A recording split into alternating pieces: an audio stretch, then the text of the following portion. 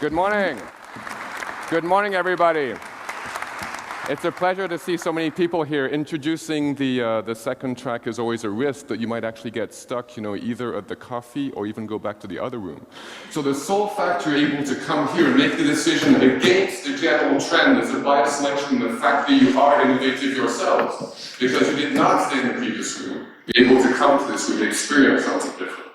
As I was very nicely introduced, I am actually English and Swiss French, but I have a very, very German organized self to myself, so hopefully you'll be able to discover that. We only have half an hour this time, but we will have a full hour this afternoon to experience what I'm about to present, an experiential workshop this afternoon.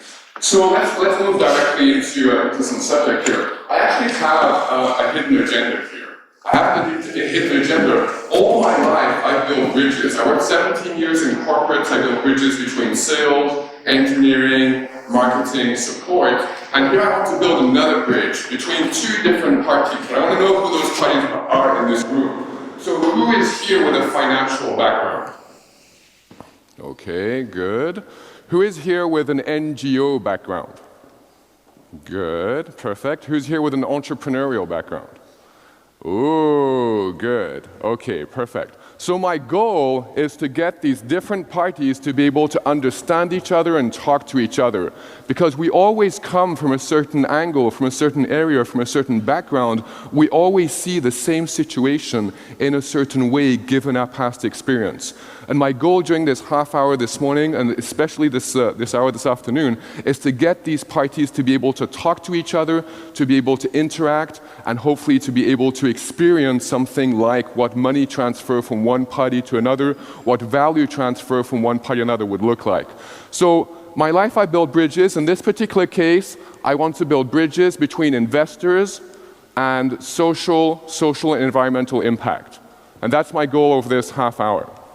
So the first thing, we go beyond invest in early stage investing. So just to set the scene a little bit, early stage investing, this here is the investment landscape, amounts 200,000 to 2 million, 5 million, 50 million, 50 million more. I have news for you. If you're looking as an entrepreneur for more than 50 million, I'm sorry, you're in the wrong place if you come to this workshop. But if you're looking for less, then maybe we can talk. So here in this landscape, we have, with the age of the company here increasing, evidently the company needs more amounts. And depending on where you are in the landscape, you need to talk to the right people. You need to be introduced to the right people that will actually understand your business. There's no use going to talk to the public markets if you have a startup. That's evident, right? But between business angels, VCs, crowdfunding, all this part up here, founders, family, friends, who do you talk to? We basically are business angels. We invest 200,000 to 2 million per round in a startup. That's what we do. I'll show you a little bit of a track here. Here we have what I call a typical financing and exit path. We'll talk about a couple of startups later on. Founders, family, friends, they put in their own money. Then we have prizes and grants, typically CTI, Venture Kick, Venture Lab, these types of funding. And then exiting, business angels, of course, then exiting towards a strategic investor in what's called a trade sale, where a large company buys out a startup to be able to extend their portfolio of products. We're going to be talking a little bit more about that later on.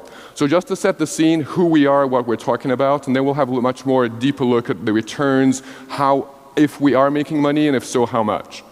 So here, 339 investors. These are all numbers. I think actually those of you that have already gotten the bag, we have actually our report in the bag, in the information that you've received. Analyzing all of our investments over the last 8 years, we've invested over 100 rounds in 50 startups, mostly Europe, but also the US. I'm personally invested Switzerland, Germany, France, Australia, for example, Asia as well. We have a couple of investments. And these numbers are drawn from this report. If you want more detail, you can have a look at that. So at the time, the report dates from December 31st, end of last year. At the time, 339 investors. This is where our community actually meets. So this is where our investors are located per country. We meet once a month. And this is where we have invested. So the first thing is you can see we're what we call multi-local, i.e. in a number of different countries.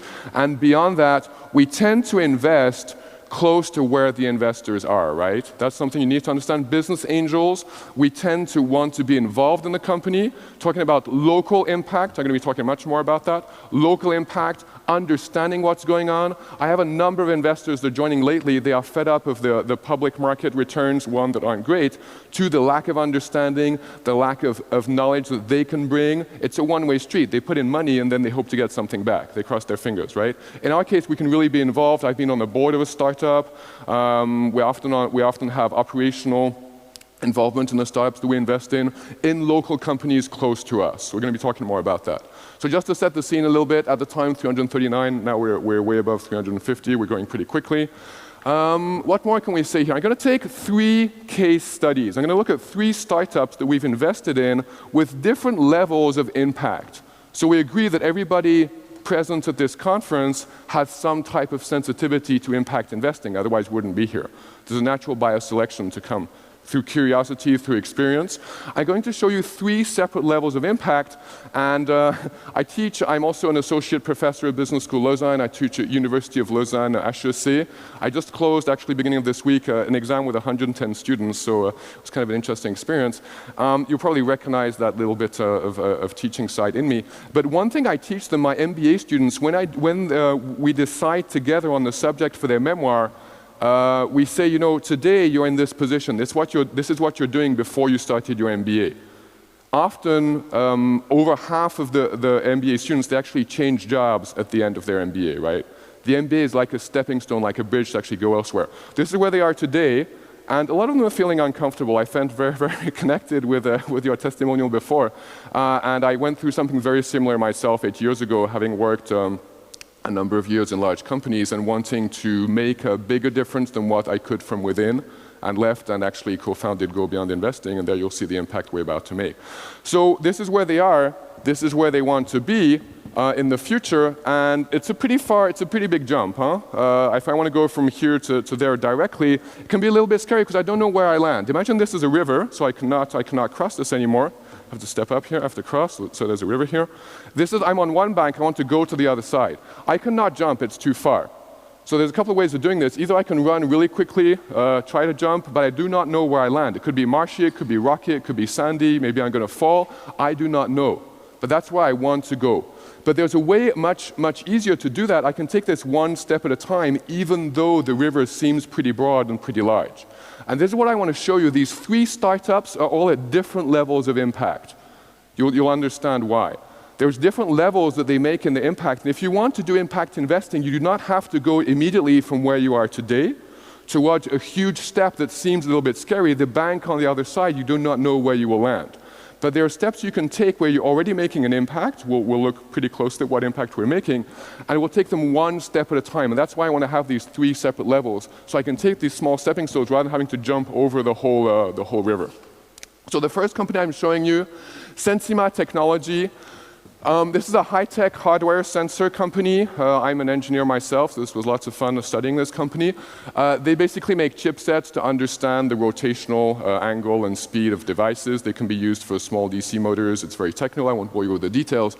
But basically, we invested a total of 1.3 million in 2 rounds from our investor community alone. The numbers I'm giving you is from Go Beyond's community, not in total, right? So we invested 1.3 million in 2 rounds. We sold to Silicon Valley Monolithic Power Systems 2 years after. So we made the investment, 2 years later, the investment became liquid. The returns were plus 100%, so doubling the money for those invested 1 year before the sale, and plus 300%, quadrupling the money for those invested 2 years before the sale. So there's 2 rounds, first round times 4, second round times 2, and the whole sale within 2 years. Here, we created 8 jobs in Suisse romande, jobs that are, by the way, still there, still running after the acquisition. This is also something you need to check, of course. And all 3 founders became millionaires, which was always good for them.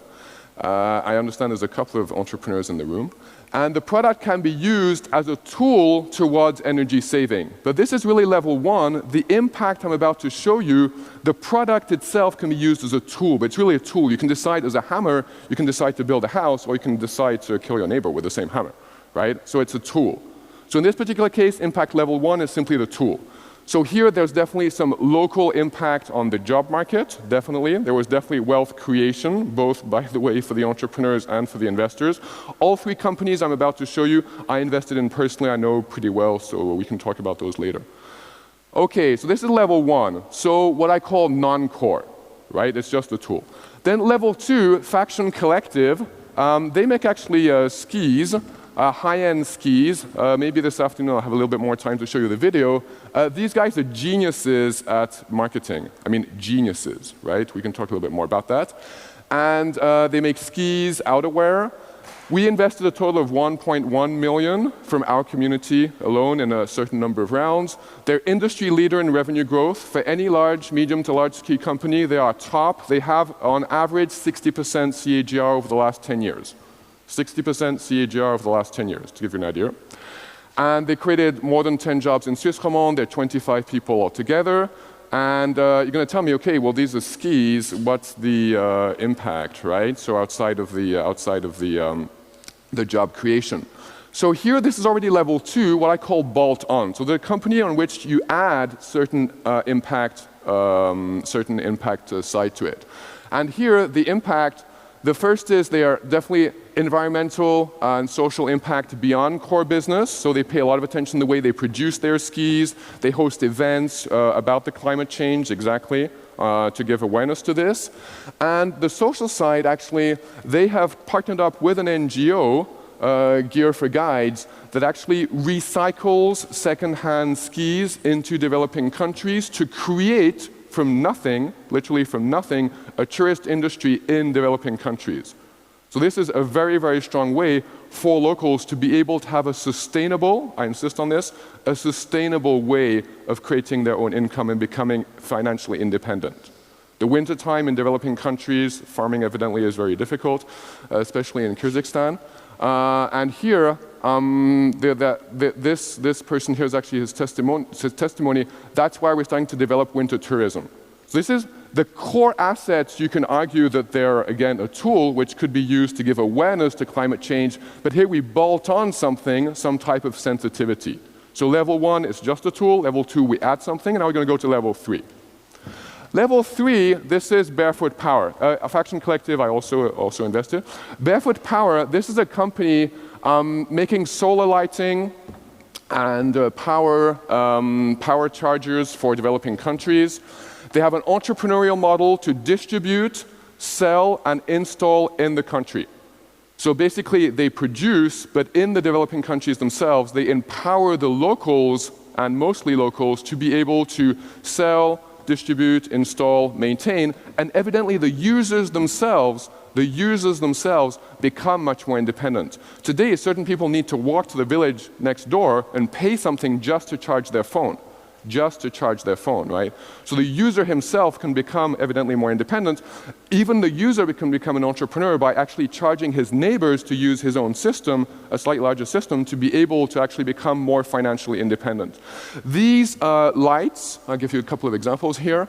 So this person evidently it enables somebody to start studying, enables somebody to work later hours. These lights replace kerosene lamps.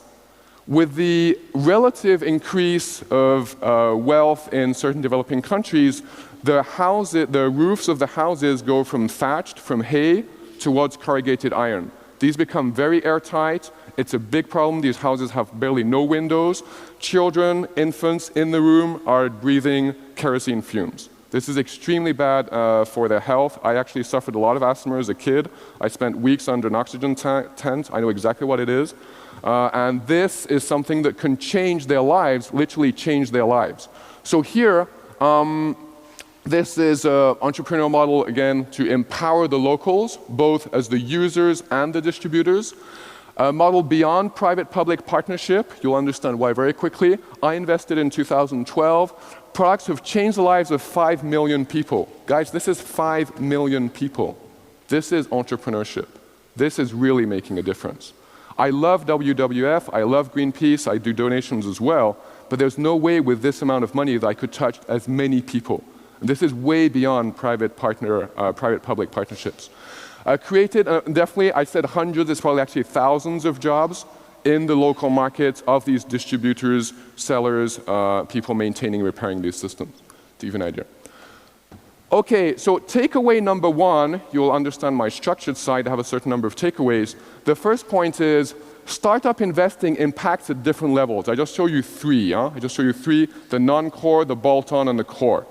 You can impact at different levels, but all of them have social, local, tree economy connected. So when I invest, I can go to, evidently, the AGM, but I can also meet the entrepreneur. I can give my own time, knowledge, contacts to help these companies grow, and that I've definitely done in a number of cases. Mentoring these people, I can be personally involved. There's something about socially creating jobs, locally making a difference, and definitely, if you want to talk about tree economy, this is the tree economy, I can tell you that. Okay, so let's have a look a little bit more. For a lighter side, this is a true business trip. I was leaving for another conference in Eindhoven. This is right in front of my garage. I need to drop off my Faction Collective skis, by the way, for sharpening. So I combine the two. I love combining. So this is a typical Swiss business trip. What is the surest way to make a small fortune in startup investing? This is the regular joke in this industry. What is the surest way? Anybody have an idea? To make a small fortune in startup investing? Invest a lot of money. Exactly. Start with a big fortune. That's one way, right? So let's see if this is true in our case, right? This is the regular joke. Okay, so here, what I'm trying to show is, if we were a fund, we're business angels. I need to explain a little bit the graph, right? We're business angels, but if we were a fund, i.e. a sidecar fund, investing the same proportion in the same companies at the same time as collectively what we do, as business angels, each person decides when, where, and how much they want to invest. So it's 339 investors making their own decisions. We'll understand why that's important. So here, if we were a fund, these would be the returns, right? So this is, collectively, we've invested 13.8 million, of which 5.4 have already exited. So these 5.4 were in companies that we have sold, right? And these 5.4 happen to have created 13.6 over the last 8 years. The weighted average time of investment is about 2.5 years, by the way. We can talk more about that. So basically, these two numbers are equal, and then the 8.4 remaining are worth net asset value 8.8. We strongly believe there's a lot more value there to be created. We try to be very, very conservative in the way we value these companies. We actually have a full methodology described in our report on how we do that. But here, so these 5.4 created 13.6, nearly equivalent to the 13.8. That means that if everything here went bankrupt today, which I'm definitely not expecting, Faction or Barefoot Power are both not exited yet, so these are actually very good companies, right? Then we would still basically have regrouped our money, right? Now, what this means, 48, actually we're now over 50 companies invested, now 8 years. And here we can see that there is definitely some financial return that we are getting. I'm going to go more into detail. Okay, so takeaway number two, besides local impact, what I called social, local, tree economy impact before, early stage investors can definitely have sustainable financial returns. I'm going to insist on this. We talk a lot about sustainability, and remember the bridge I had before. If, as early-stage investors, I remind you, I'm putting in my own money. I worked for 17 years in corporate and sometimes some really difficult jobs. I'm investing my own retirement money in these companies. This is not institutional money. This is not somebody else's money. I'm not a VC. This is my own money. But if I want this investment to be sustainable, if I want to be able to continue to do this, I have to ensure a high likelihood of return. Otherwise, this is not investing. This is philanthropy. Okay, and I have nothing against philanthropy, I said, no? I like Greenpeace, I like WWF, I make donations, but is philanthropy alone sustainable? We had exactly the talk before, is it the 5% or the 105%? And that's the question I want to ask. I'm showing that by investing the 100%, I'm actually able to make that investment itself sustainable. And for me, there's no sustainability if we do not look at all three sides, the environmental, the social, which are very important to me, very, very dear to my heart. But if I do not have financial sustainability, then there's no way I can continue to invest, even if I wanted to, independently of my own responsibility towards my money. So, sustainable financial returns. Let's have a look a little bit more of this. So, large players are making large fortunes, right? So this is the distribution of our investors having invested all together, let's say, I need to explain this better. These are investors that have put through our system more than 50,000 Swiss francs. So in certain areas would be small, in certain other areas would be large. We've separated our investor community in two, about half and half. Those that have currently invested more than 50,000 versus those that have currently invested less than 50,000 in companies that we've presented to them. Right? So this is the large side, and then we look at the return. So this is the distribution of returns. This is analyzed portfolio annualized, and then this is zero. So basically these people here are losing money, and then these people here are making money. By the way, in public markets, I don't think it would even be that good. This blue part would be a little bit smaller, and this black part here would be not quite as good, right? We can talk more about that. But basically here, with large investors,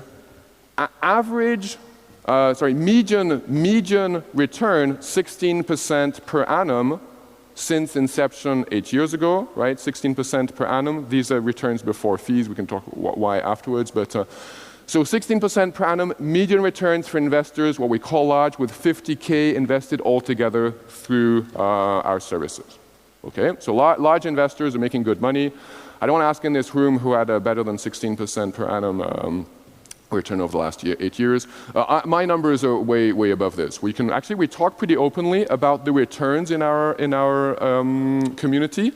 Not to brag, but because we want to push people and encourage people to get to a certain level of sustainability financially as well. And this is something we talk about, not about the amount, because some people have a lot of money, others have less. We democratize and professionalize this space. We do talk pretty openly where we have for our own community research once every 6 months where we showcase a couple of very nice portfolios on this exact subject. Okay, so small players. So small players, this is their distribution. They have 14% per annum annualized return. And here we can see that basically it's very similar, right? Small players with very small portfolios, less than 50,000, they have very similar returns. Okay, so I'm going to go a little quicker on this takeaway. So small early stage investors actually have also sustainable financial returns, and this was unknown in this market before. This was unknown. Okay, risk management while ski touring. You guys, any of you doing ski touring, you know these types of tools, basically to avoid this type of thing. Risk management when investing, these are studies done over 9,000 investors in the US, 6,000 investors in the UK. And here we're going to look at the distribution of returns. So 40% go bankrupt. Once we invest, we expect 40% to go bankrupt. Evidently, we don't know which ones, but about half will go bankrupt. 40% will return the amount invested, so they do times 1. And then 20%, the remaining 20% create the return of the portfolio. So when I give this in front of my students, I always lock the doors so I don't want them to escape. There's going to be a little bit of algebra, so don't get scared. No? You guys seem to be pretty at ease with this, but don't get scared. So basically here, 40% times 0, 40% times 1, 20% times 5, if we have R equal 5, over 5 years, this is the multiple, this is the annualized return, you will get 7% per annum. If your company is doing well, return 5 times the money, you get 7% per annum. I have news for some people here, you will not attract investors in an asset class where 50%, 40% go bankrupt with 7% per annum returns. This will not fly. Now, if we do the same with 5 years and 10 times, we get 20% per annum. This is about what we're getting. Weighted average returns 22.8 as of 4 weeks ago, latest NAV. And here, actually, you will definitely attract investors. We're 350 now. So these are the types of returns you will need to be able to attract investors. Then if it takes 7 years, you're down to 13%, whatever. But here, the plural of anecdote is not data. This is very important. And here, I think to summarize, most startups and therefore social entrepreneurs who are startups will not make you money. That doesn't mean that overall the asset class is not a good idea. I want to separate the two things. But that does mean you cannot do this halfway. You cannot invest in 2 startups and then come back a couple of years later and say, my investment is not doing well. You need to take a portfolio approach. You need to make 5 to 10 investments. This is something we strongly encourage. You can make actually investments with very small amounts through our services to be able to encourage diversification on this. Okay, so this does not mean, just again, to insist on that, just because most companies will not give you the return you're looking for, this doesn't mean that overall the asset class is not interesting.